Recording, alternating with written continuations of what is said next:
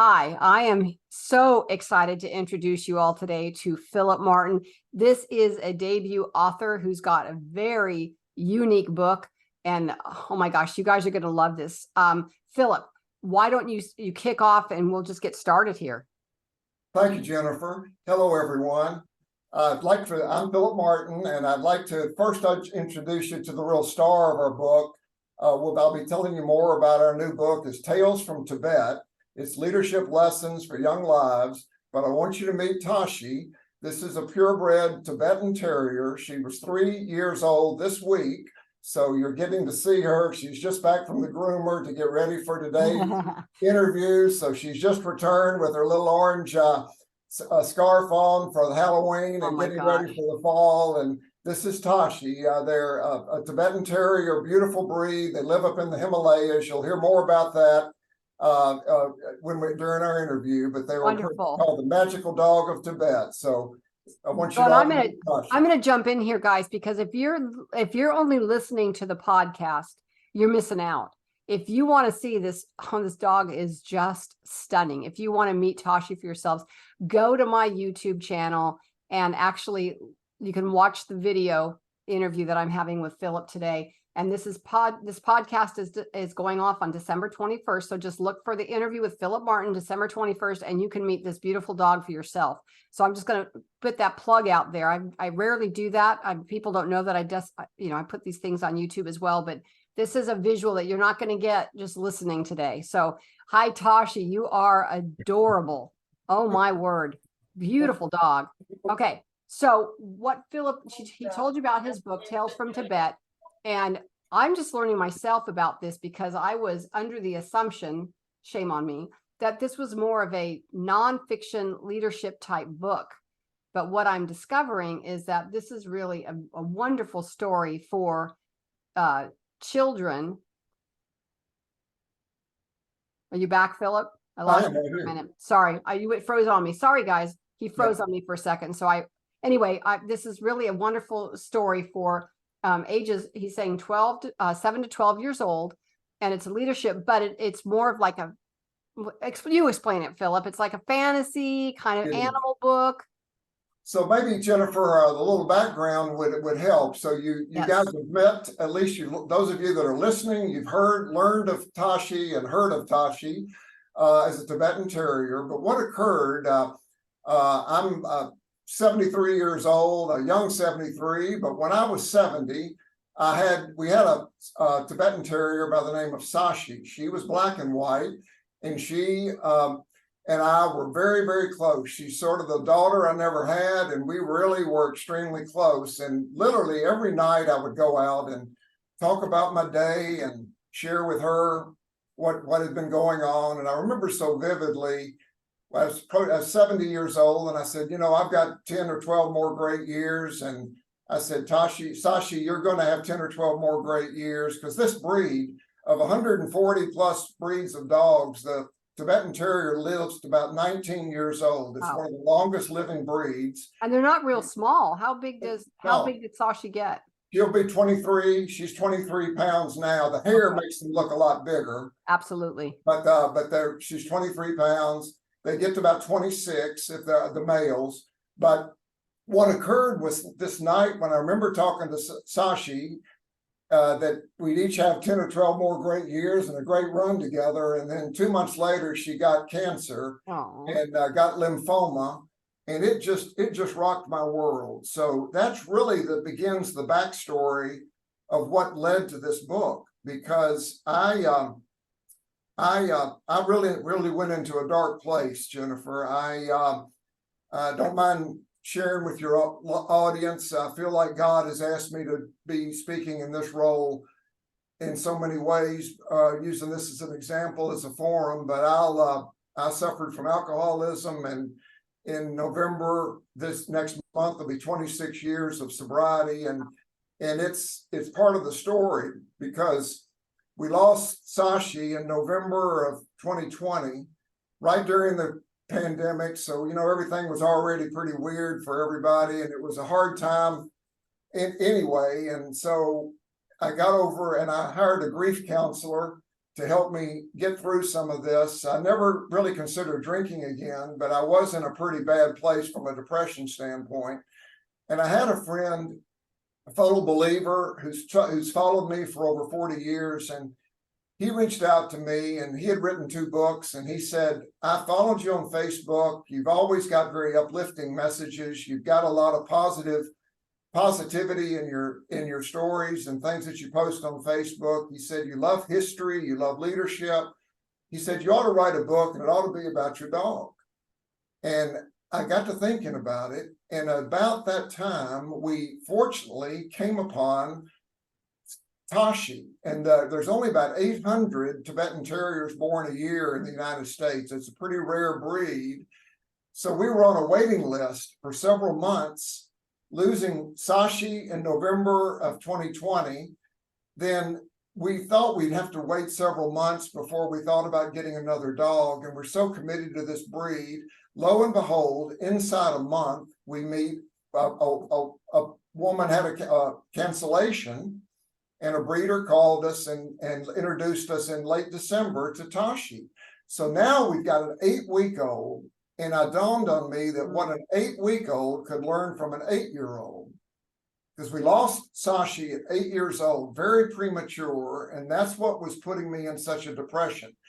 Everybody's close to their dogs, but if they leave a 12 or 14, you mentioned your Maltese, that's a pretty full life, and it's sad when they pass, but it wasn't, it's still a pretty full life. Well, and it's expected. I mean, and so this one, just when we lost her at 8 years old, when we were expecting her to live 19, it's like losing a parent when you're in their 40s or something. So here comes little Tashi, and I began to think what she could learn from an 8-year-old is almost what like a little boy or little girl could learn.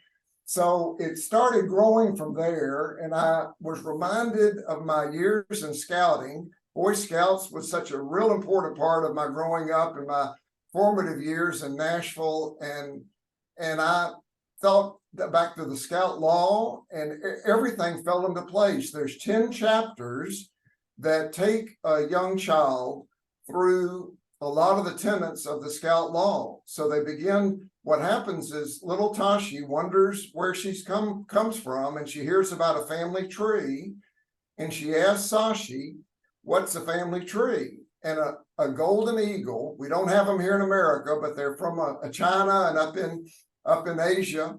A golden eagle flying overhead swoops down and talks to the 2 dogs and says, I can do magic, and they convinces the 2 dogs to get on the wings of this eagle. And Tashi's wondering where she comes from, and Sashi's explaining to her, we come from up in the mountains of Tibet, and they set out to go to Tibet. The eagle says, instead of talking about it, I'm going to take you there. So they fly and they land in Tibet, and it's all aimed, if you think back, those of your readers and listeners who remember in literature, the story on Lost Horizon. So you've got Shangri-La. That's the hidden valley. It was destroyed by an earthquake in Tibet in the 1300s. And that's the Lost Valley of Tibet, which became Shangri-La in all of our literature. And that's where the Tibetan Terriers come from. So they were a hidden breed. They were only discovered in 1926 by a British doctor. So they lived for a couple thousand years with the monks up in the mountains. And so they're a relatively new breed. So they set out to try to find where they've come from. And over the 10 chapters, the dogs experience, they learn about loyalty and trust, teamwork, problem solving, perseverance, bullying, standing up for what's right. And it's just a lot of the things that I think a young boy or girl could learn. And that's really the premise and the story behind the story. And of course, using the dogs and the eagle and those things that really are attractive to children, to draw them to them and to want to be around them. And the breed, I've seen Tibetan Terriers before, not one up close and personal like you just showed Tashi to us, and they're just a beautiful dog. Yeah, they are. The hair. Those of you that maybe follow them in the Thanksgiving Day on the dog shows, and and all the hair hangs down over their eyes to protect them from the wind and the ice and snow up in the Himalayas, but their eyes are so full of expression. You'll notice that we trim our hair back because their eyes, they call them little people up in the villages of Tibet. So it's really quite a story. The magical dog of Tibet is the Tibetan Terrier. So that's really what occurs. And it dawned on me that now that the book's been out about 150 days, Tales from Tibet, and one of the stories, Jennifer, that I didn't contemplate while I was writing is this reading to the children. So we've now had about 10 different events where I've been able to read at libraries and classrooms, and to watch this has just changed my life. It's just been so emotional to watch these children, and what I've learned from teachers, librarians, book professionals, whether they be publishers or other authors. The children listen to the dogs. They'll learn from the dogs, and they get exposed to a sort of a very mystical part of the world. To learn about Tibet and that part of the colors that sort of come to mind of the Himalayas and Mount Everest, all of those areas are so vivid. And one other moment, Jennifer, that might be of interest to several of you as a writer and others. When I began the journey, I was able to be picked up by a publisher, Tremendous Life Books, and they really helped a lot and got me really underway. Well, then they said, well, we need to find an illustrator. Well, I didn't know much how to go about that, and I went through this Upworks, which came about really during the pandemic, and I pushed out on Upwork a statement of work that I was looking for an illustrator, and I remembered liking sort of Beatrice Potter, the watercolors and some of that effect of the books that I recalled. And I pushed out that I was looking for an illustrator. I had 45 proposals in an hour, and I had to shut it down from all over the world. Oh, wow. I narrowed it down. Those of you that begin to look at the book and see there's 61 watercolor illustrations in it. I found a young woman in Poland, 26 years old, and she is the illustrator for the book. People are now buying just the artwork. They want posters. They've got we set up jigsaw puzzles and things just for the artwork. It's really been, and again, it's just another learning tool. The story is great, and I'm blessed beyond measure for the little story. But when you marry it to the illustrations, it's really quite a package, and people are loving the illustrations more than the story. So, I need to ask you this question before I forget, Philip, because from my own past, when tragedy has occurred in my life, God has used it. Like, I had a brother who committed suicide. So my first book that I wrote was inspired by a Christian man's suicide and what it does to a family. And when I see tragedy in the lives of God followers, people that really are following and faithful, when you think about Sashi, had she not passed when she did, would this have all happened? No, absolutely not. Okay. People had always encouraged me to write. But I've never thought about a book. I've always loved leadership, but there's so many millions of leadership books written every year that I didn't want to just get thrown into that mix. Right. And I do know this, that God was totally present at this. It has strengthened my own walk. It strengthened my wife's and my marriage. It strengthened our love, all because of this tragedy. And I mean, I was in a bad place, so I have no apology about the darkness. There were several of my friends, several believers, that a small group of men that I had, iron sharpening iron. You know, I've got a small group of men that meet with me regularly, and they were worried about me. They were worried about me because I fell pretty hard with this loss of Sashi, and they have told me later that to see what's come out of this, the beauty, the beauty of not only the story, but there's a legacy. There's a whole future. That means that after I've passed away, Exactly. there will be thousands of children learning about this dog long after I've gone, and that's really that's a story by itself. That's making Sashi immortal, and it's making what Sashi taught you and the love you had. And you know, I'm a dog lover myself. I was just sitting with my pastor's wife yesterday, and she's going through cancer treatment. And I took my little puppy that we just got, and she sat with that puppy, and she said, I could just sit here and pet this dog all day long. Dogs, if you're not dealing with the dog potty training aspect of it, dogs have such an amazing ability to de-stress a situation, to bring the heart rate and the blood pressure and all that down, to minister. They're loyal, they're loving, they're unconditional love, and we don't get that from anyone but God.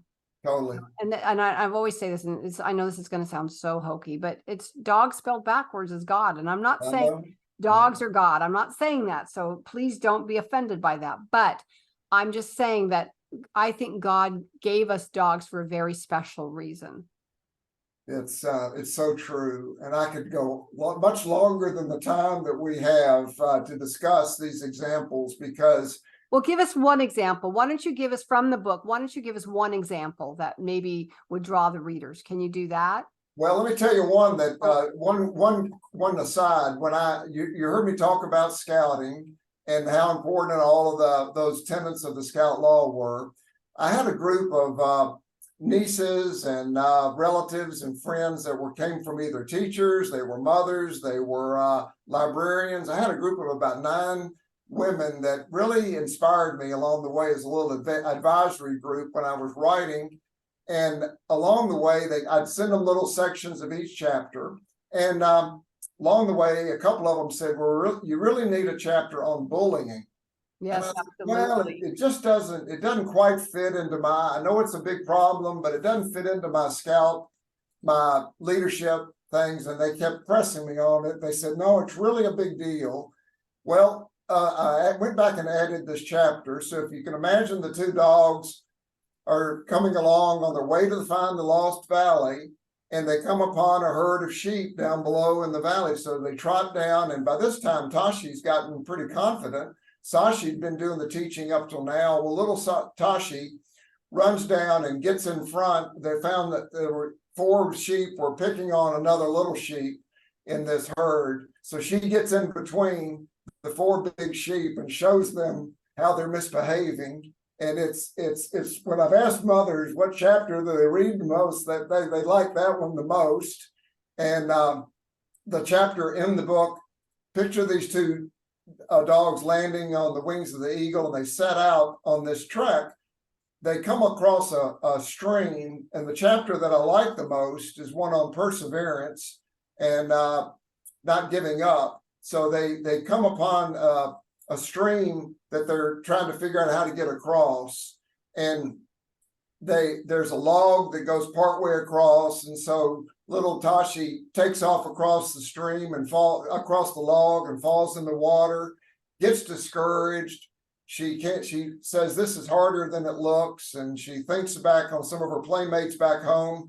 They have more agile, you mentioned your golden retriever, some of these border collies, some of these dogs are very agile. And so Tashi says, boy, this is harder to get across this log than I thought. So she has to deal with discouragement and dusting herself off, sort of drying herself off, and they get back over on the shore, and she and Sashi, the older one, practice. They go back and forth practicing on the shore, and then they found another log that gets across, and they work across and then celebrate. They make it all the way across the stream and then celebrate. Even the celebration, Jennifer, is one thing that I learned in business that we don't do a lot as we should. A lot of us working on projects, regardless of what type of work we're in, we get on to the next project, and to stop for a moment and just celebrate. Not a debrief. It's not a lessons learned. It's just a moment for the team to celebrate. So Sashi and Tashi make it across this log, and they're on their way. They can smell some incense, and they hear this noises coming from a temple off in the distance. So they know they're on they can't turn back, so they got to keep going. And so this little moment of dealing with trying hard, working together, teamwork, not giving up, celebrating, all is sort of my favorite chapter. And it's all just about trying to get across the stream. So it's there's a lot in it. There's a lot in that one chapter. Awesome. Do you, so I'm putting you on the spot here, and Philip, and please feel free to say you're not prepared. Is there a little section of that book that you can read out loud? Oh, there sure is. I'd love to. Oh, good. I didn't think to ask you this ahead of time, so I didn't want to spring it on you and make you feel obligated if you weren't prepared. No, so if I could just read for a second here on this same chapter that I'm talking about. I said, as the three companions continue their journey, they travel down the rocky terrain and come to a mountain stream directly in their path. The stream is vast and the water's moving quickly. They've come too far to turn back, and they need to continue their adventure so they can hopefully find the lost valley. Sashi looks around for the quickest way to get across. Now, for those of you that are watching full time, look at this artwork. So this is the beautiful artwork as the two are trying to get across that stream there. And Sashi says, come this way. Tashi sets out climbing across this tree limb. I think we can make it this way. Sashi calls out, the tree limb won't work. It just goes halfway across. Then the eagle's flying overhead, and Sashi says, yes, the eagle's name is Yeshi. It means bold one in the Tibetan language. And she says, hey, Yeshi, fly ahead and see if there's a better way to get across. So the eagle says, look, I think there's going to be a better way. And then she says, I've seen my neighbor, this angel dog. The angel is her border collie neighbor, can go back and forth across the log so easily. And here's little Tashi. Look how she falls in the water. Looks like an angel. It looks like it does. And then so she says, Tashi and Sashi both take turns jumping on and off the down tree. They practice. Once they're comfortable, they try balancing and walking a few feet at a time. Each time they just go a little further. They even practice going backwards. Suddenly, they begin to think that they can make it. Then they smell this aroma out in the distance. What's that smell? Now they've got to get across. The only way to find out is for us to keep going. Let's try a few more times. Falling off is normal. You get better every time you get up and try again. That's the lesson here. Right. After a few more attempts, Sashi exclaims, look at you. I've got it. Now let's go get across this stream. So they jump across. Little Tashi gets across. Here they look at them beautifully, making it across. Oh, you guys, I think you're right. I think people would love to just get the book for the pictures. They need to get the book just for the pictures. Those of you that are listening, you're going to get a lot out of it, I hope, on the podcast. But watch the video on the YouTube and see. So the pups are so excited and proud of their big accomplishment, landing safely on the other side. Sashi's relieved. Wow, we did it, says Tashi. You certainly did. Yes, she says. Great job persevering, conquering the obstacle. You both worked so well together. You practiced, you helped one another, and you never gave up. Well, perfect life lessons right there. Teamwork, perseverance, and practice. Yes. You don't just, you have so many young people, they will try something one time, and if they're not good at it right away, they just quit, and that's careers. We're seeing that in jobs now. They're stopping at the first time they have a problem at their work, they're quitting. So I see a lot of that. I study a lot of that over the last 45 years. I've been in the management consulting and that whole world of talent development, and we're seeing this happen in the various generations in the workplace now, that they hit an obstacle or there's something they're uncomfortable is asked of them, and they just quit. So I have to ask you this, Philip, you're writing, like for me, I went to, before I ever got even a publisher, I was going to conferences year after year after year, honing the craft, learning, reading, all that stuff. And you kind of hit this thing. Have you done any crafting classes, or this is just you or natural ability to write? Well, I probably can be a lot better of a writer, but it's so far it's no, never have attended any class. This is my first effort. I do want to tell your listeners and your audience one backstory on that, because a lot of them are writers themselves. You've told me when we were preparing for this, and so some of the things I've learned in this journey, I almost like this chapter of the two dogs. I've learned a lot about perseverance as well, because I got involved with the book and was working with Tracy Jones and her staff at Tremendous Life Books. And I'd written the first 3,000 words, and I was so excited to set up a call I'd sent them the script and all the manuscript that I'd been working on. And I practiced with my wife, and I was so excited about it. And so they got it and tore it all up and threw it all away. So it was, I was so excited about this first effort of about 8 chapters worth. And what they told me was this, and this is, again, I've used it already in some of my speaking engagements about the book. They said 2 things. Number one, they said, we've got to have Sashi alive here. Sashi children, they've all lose a pet, but they can't be getting all this advice from the dog that's died. So you're going to have Sashi and Tashi alive together. And that was okay. Second, they said, there's no adventure. They said, you're teaching them a lot, but these children won't be interested in it. You got good lessons. So literally I said, boy, that's took me a little while to get Sashi, who passed away, and Tashi back together.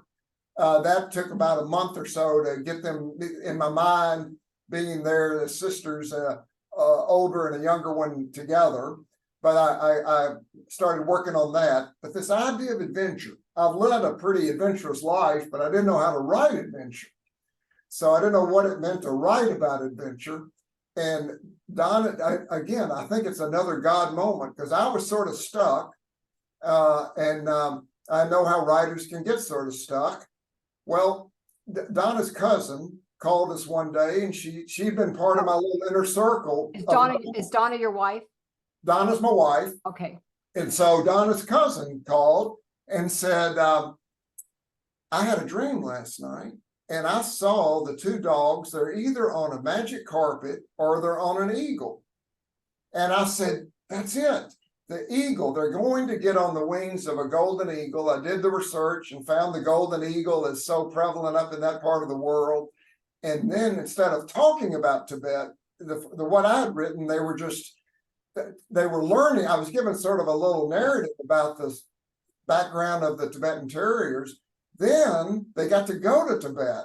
That's a show, don't tell. Everybody's going to tell you, show, don't tell, show, don't tell. Totally. So now they're meeting the monks. They go to see the temples. They got to see all the parts of Tibet, and that added all the whole dimension of the adventure and all the excitement along the way.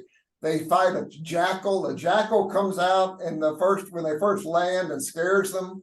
So they had to learn. Little Tashi falls off the ledge, and so it's full of a little adventure and excitement. And but along the way, I think that the readers are going to learn a lot.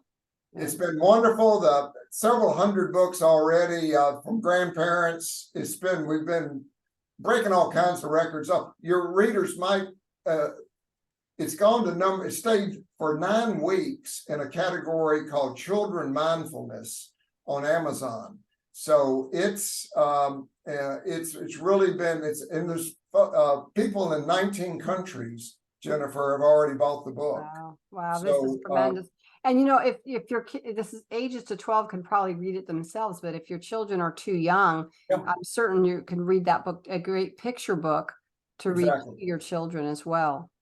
So it's between, but you're right, it's a chapter book with all these illustrations. So it's sort of a hybrid between a picture book for the younger ones, and the illustrations are magnificent, as we've talked about, with the 10 chapters.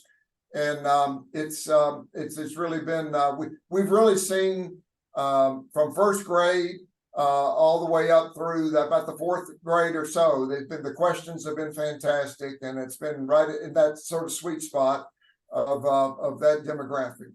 Well, this is amazing. So what I'm going to do, and let you all listening know, that I'm going to put all the links that you can get this book. I'll put the links in the show notes so that you guys can pop right in there and get them and check this out for yourself. And it is called Tales from Tibet. It's a portrait of 4-legged leadership. So that's not the full title. It's Tales from Tibet. And then what is this? What is Leadership Lessons for Young Lives. Okay, so that's the name of the book, and beautiful illustrations, a wonderful backstory. I love how God can use our tragedy and then take it and do something beyond what we can do and reach people that we are unable to reach because of that. And this is a perfect story of that, Philip. I'm so excited about this book. And I think I'm going to check it out and buy it for my own grandchildren. Christmas, I know you guys, this is December 21st, but you still have time to get that book if you're on Amazon and get it for Christmas. Well, they can order from me, and I can sign them and personalize them too. So I'll tell you about that too. They can order from me, and they can get them on Amazon. They can order through me, and I can sign and personalize them, and that makes for a great gift. So what you can do, because by the time this publishes, it will be only 4 days till Christmas. So I'll tell people right now, here's a great idea, because I've done this before. If it's something you want to give your children as a gift, create a little coupon for it and let them know they'll be getting that. Get a hold of Philip, and they'll get the book a little late, but it'll be a special gift for them. Right. That'll be good. So Philip, I am so thrilled. Thank you so much for spending some time with me today. It's been a real pleasure. I love your dog. Thank you for inviting me. Thank you for wanting me to be a part of your show. It's wonderful, and I'm just thrilled. So I will share all this stuff with y'all so that you can get a hold of it, and you won't be disappointed, I'm sure. So thank you, Philip. I appreciate everything, and I look forward to reading that book for myself. Thank you so much, Jennifer.